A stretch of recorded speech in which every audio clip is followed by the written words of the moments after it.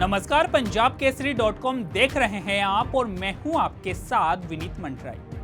हाल ही में कोलकाता हाईकोर्ट ने ओबीसी श्रेणी के तहत राज्य में 2010 के बाद जितने भी लोगों को प्रमाण पत्र जारी किए हैं उन्हें रद्द कर दिया गया। लोकसभा चुनाव के बीच आए इस जजमेंट ने राज्य ही नहीं बल्कि देश की राजनीति में भी उबाल ला दिया है। ऐसा इसलिए क्योंकि ओबीसी के तहत ममता बनर्जी सहित कांग्रेस व विपक्ष के कई दलों ने मुसलमानों को इस श्रेणी में आरक्षण दिया था।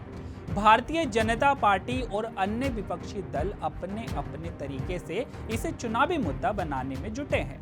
इसी बीच बड़ा सवाल यह है कि आखिर देश के कितने राज्यों में मुस्लिम समाज को आरक्षण दिया गया है, किस राज्य में कितने प्रतिशत मुस्लिम आरक्षण की व्यवस्था की गई है।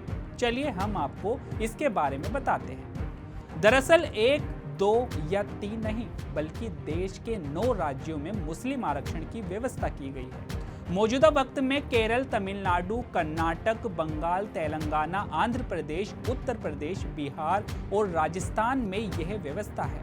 केरल में शिक्षा में 8% और नौकरियों में 10% सीटें मुस्लिम समुदाय के लिए आरक्षित है।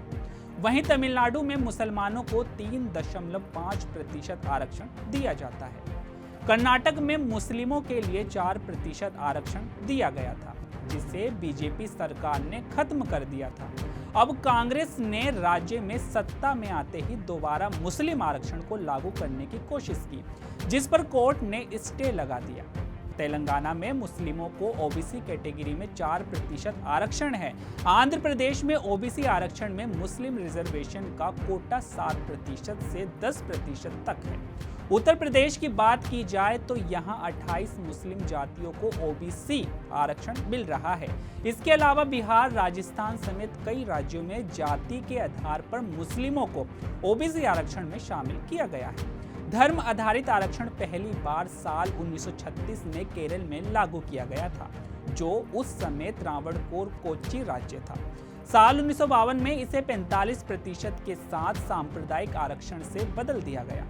35% आरक्षण ओबीसी को आवंटित किया गया था, जिसमें मुस्लिम भी शामिल थे।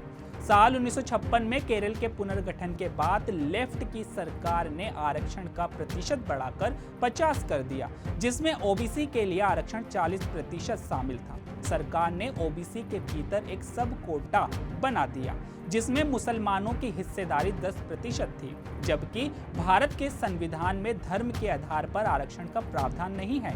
खुद संविधान निर्माता बाबा साहेब आम्बेडकर भी कहते थे कि धर्म के आधार पर आरक्षण नहीं दिया जा सकता।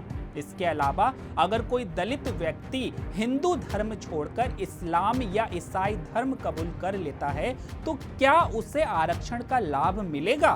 ये मामला भी सुप्रीम कोर्ट में है। इसके अलावा सुप्रीम कोर्ट में संविधान के उस आदेश पर भी फैसला होना बाकी है, जिसमें कहा गया है कि हिंदू, सिख और बौद्ध धर्म के दलितों के अलावा किसी और धर्म के लोगों को अनुसूचित का दर्जा नहीं दिया जा सकता। आदेश में यह भी कहा गया था कि ईसाई और इस्लाम धर्म को आदेश से इसलिए बाहर रखा गया है क्योंकि इन दोनों धर्मों में छुआछूत और जाति व्यवस्था नहीं है। तो आपकी इस पर क्या राय है, हमें कमेंट करके जरूर बताइएगा। तो अभी के लिए केवल इतना ही। ऐसी ही तमाम खबरों के लिए देखते रहिए पंजाब केसरी .com। नमस्कार।